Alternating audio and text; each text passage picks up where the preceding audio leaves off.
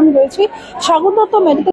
আমার সহকর্মী অঙ্কিত মুখার্জি এবং কৌশিক সেনগুপ্ত যে ছবি দেখাচ্ছে, আরজি করের নির্যাতিতার বিচারের দাবিতে অবস্থান মঞ্চ তৈরি হয়েছে এবং সাগর দত্ত মেডিকেল কলেজের সমস্ত জুনিয়র চিকিৎসকেরা তারা এখানে অবস্থান বিক্ষোভে সামিল হয়েছেন। এছাড়াও গত 27শে সেপ্টেম্বর আরজি করে জুনিয়র চিকিৎসকদের ওপর হামলা এবং স্বাস্থ্যকর্মীদের ওপর হামলার একটি ঘটনা ঘটে, যে ঘটনায় ইতিমধ্যেই 6 জনকে গ্রেফতার করা হয়েছে এবং 6 জনের মধ্যে 4 জনকে আগেই গ্রেফতার করেছিল পুলিশ, আর বাকি 2 জনকে গ্রেফতার করা হয়েছে, যাদেরকে আজকে ব্যারাকপুর মহকুমা আদালতে তোলা হবে এমনটাই জানা যাচ্ছে। এই মুহূর্তে সাগর দত্ত মেডিকেল কলেজ হাসপাতালের জুনিয়র চিকিৎসকেরা যারা তারা কর্মবিরতিতে রয়েছেন এবং এখানে নার্সরাও রয়েছেন। আমি একটু সরাসরি তাদের সঙ্গে কথা বলার চেষ্টা করব যে তারা কেন এই অবস্থান করছেন। দাদা, একটু কথা বলতে চেষ্টা করব। এই মুহূর্তে আপনারা অবস্থান কর্মসূচি চালিয়ে যাচ্ছেন। গত 27 তারিখ সাগর দত্তের যে ঘটনা ঘটেছিল তা এক কথায় নিন্দনীয়। কি বলবেন যে আপনাদের কোর্ট থেকে যে সমস্ত আপনাদের সুযোগ সুবিধা দেওয়ার কথা হয়েছিল, সিসিটিভি, নিরাপত্তা, যে সমস্ত দাবি আপনারা করেছিলেন, এখনো পর্যন্ত তার কি কি মানা হয়েছে?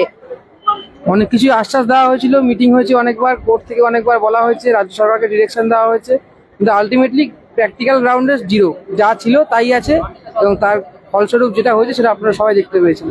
কোনো রকম সিকিউরিটি চেঞ্জ কিছুই হয়নি। আউটপোস্ট উদ্বোধন হয়েছে, পুলিশ আউটপোস্টে কেউ ছিল না, ওই ইনঅ্যাক্টিভ হয়ে পড়ে আছে। এই হলো বাস্তব ঘটনা। কিন্তু দাদা, বিভিন্ন জায়গা থেকে দাবি করা হচ্ছে যে আপনাদের একাধিক দাবি মেনে নেওয়া সত্ত্বেও এবং মমতা বন্দ্যোপাধ্যায় আপনাদের আশ্বাস দেওয়া সত্ত্বেও আপনারা এই যে কর্মবিরতি চালিয়ে যাচ্ছেন তা মানুষের পক্ষে সহায়ক হচ্ছে না, বিশেষত সেই সব মানুষ যারা আর্থিক সচ্ছলতার কারণে বিভিন্ন বেসরকারি হাসপাতালগুলোতে চিকিৎসা পরিষেবা নিতে যান না। কিন্তু আপনাদের দেওয়া পরিসংখ্যান তার উল্টো কথা বলছে যে যেভাবে সিনিয়র চিকিৎসকেরা মানুষের পাশে দাঁড়াচ্ছেন তা এক কথায় বলা যেতে পারে পূর্ণিশযোগ্য। এই বিষয় নিয়ে কি বলতে চাইবেন যে যারা এই ধরনের ভুয়ো তথ্য রটাচ্ছে?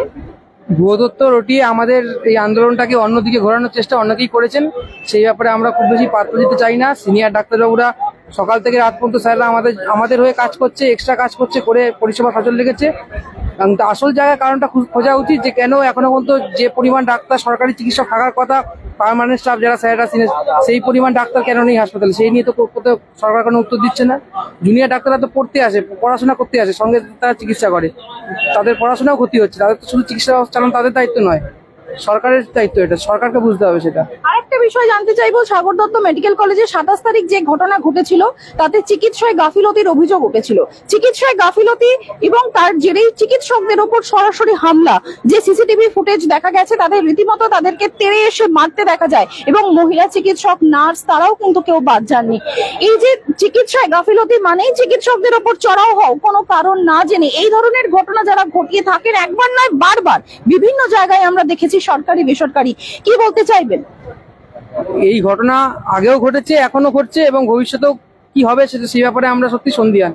এই ব্যাপারে কোনো রকম রূপরেখা, কোনো রকম অ্যাকশন আমরা অথরিটির তরফ থেকে দেখতে পাইনি। চিকিৎসা গাফিলতির প্রথম কথা ছিল না, যদি থাকেও সেটা তদন্ত সাপেক্ষ। তার মানে এই নয় যে যারা চিকিৎসা করছে তাদেরকে মারধর করলাম। আমরা তো এখানে মার খেতে আসিনি, আমরা পড়াশোনা করেছি, পড়াশোনা করতে এসেছি, ডিউটি করতে এসেছি, চিকিৎসা করতে এসেছি। তার বদলে যদি আমরা মার খাই সেখানে কাজ করার কোনো মানে থাকে না।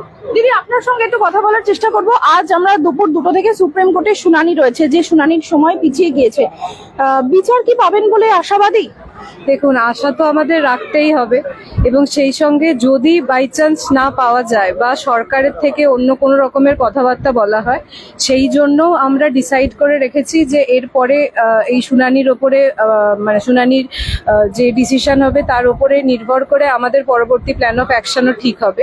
আশা তো অবশ্যই আছে, সুপ্রিম কোর্ট দেশের সব থেকে বড় কোর্ট এবং আমরা অবশ্যই আশা রাখবো যে আমরা সুবিচার পাবো। উৎসবে ফিরে আসার বার্তা দেওয়া হয়েছে, সাধারণ মানুষের পাশে থাকার বার্তা দেওয়া হয়েছে, প্রতিবাদের মাধ্যমে যে সমাজ শোধরানোর যে উৎসবে আপনারা সামিল হয়েছেন, এক কথায় পূর্ণিশযোগ্য। আপনারা কি প্রতিবাদের মাধ্যমেই উৎসবে সামিল হচ্ছেন? নিশ্চয়ই। পুজো মা দুর্গা এসেছেন, আসবেন এবং আমরা বিশ্বাস রাখি যে তিনি সমস্ত খারাপ সমস্ত কিছু মা দুর্গা তিনি নিজেই সবকিছু হাটিয়ে দিতে পারবেন। কিন্তু একসঙ্গে এটাও আমাদের মনে রাখতে হবে যে সরকারে এবং সমাজে এবং সব জায়গাতে যারা বসে আছেন তাদের শুধুমাত্র প্রতিবাদী নয়, তার সঙ্গে বাকি সমস্ত কিছুর মধ্যে দিয়েই আমাদের অভয়ার বিচার পাওয়ার জন্য আমাদেরকে তার জন্য লড়াই করছি আমরা। অনেক ধন্যবাদ। আমরা কথা বলছিলাম এখানে যারা অবস্থান বিক্ষোভ মঞ্চে রয়েছেন, জুনিয়র চিকিৎসক এবং নার্সরা যারা রয়েছেন তাদের সঙ্গে কথা বলছিলাম, এবং তাদের একটাই বক্তব্য যে আজ দুপুর 2টোর সময় সুপ্রিম কোর্টে যে শুনানি রয়েছে সেই শুনানির পরেই কিন্তু তারা তাদের পরবর্তী কর্মসূচি নির্ধারণ করবেন। এবং আরো একটি বিষয়, একদিকে যখন বলা হচ্ছে যে চিকিৎসা ব্যবস্থা পরিকাঠামো নিয়ে যখন প্রশ্ন উঠছে, যখন জুনিয়র চিকিৎসকদের কর্মবিরতি নিয়ে প্রশ্ন উঠছে, কার্যত সাগর দত্ত মেডিকেল কলেজ হাসপাতালের এই অবস্থান মঞ্চ থেকে জুনিয়র চিকিৎসকেরা দাবি করলেন তারা পড়তে আসেন এবং পড়ার পাশাপাশি তারা কাজও করেন। কিন্তু এই ধরনের ঘটনা, অর্থাৎ পড়তে এসে তাদেরকে যদি মার খেতে হয় তাহলে এর থেকে তারা কাজ করার থেকে তারা এভাবেই অবস্থান বিক্ষোভ করে তাদের প্রতিবাদ কিন্তু জারি রাখবেন। প্রসঙ্গত এক্ষেত্রে আরো একটি বলা দরকার যে সাগর দত্ত মেডিকেল কলেজে যে ফাঁড়ি রয়েছে, পুলিশের যে ফাঁড়ি রয়েছে, সেখানে গতকাল অর্থাৎ রবিবার যে পুলিশের সংখ্যা 28 ছিল সেটা বাড়িয়ে 40 করা হয়েছে। এবং সিসিটিভি নিয়ে এখনো পর্যন্ত যে তথ্য জানা যাচ্ছে যে জুনিয়র চিকিৎসকেরা যেটা বললেন যে সরকার এবং সুপ্রিম কোর্ট যে নির্দেশ সরকারকে দিয়েছিল তা কিন্তু কার্যত নির্দেশেই থেকে গেছে, বাস্তবায়িত এখনো পর্যন্ত হয়নি।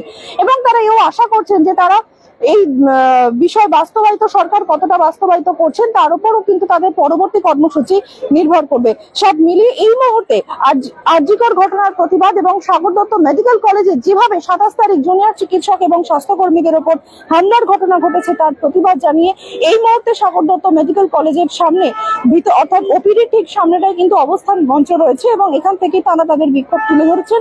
পাশাপাশি কিন্তু সিনিয়র চিকিৎসক যারা রয়েছেন তারা দিন রাত এক করে সাধারণ মানুষকে পরিষেবা দিয়ে যাচ্ছেন। এই মুহূর্তে সাগর দত্ত মেডিকেল কলেজ থেকে সরাসরি তুলে ধরছি সেই ছবি। আমার সহকর্মী অঙ্কিত মুখার্জির সঙ্গে কৌশিক সেনগুপ্ত, সহেলী চক্রবর্তীর রিপোর্ট, কামারহাটি।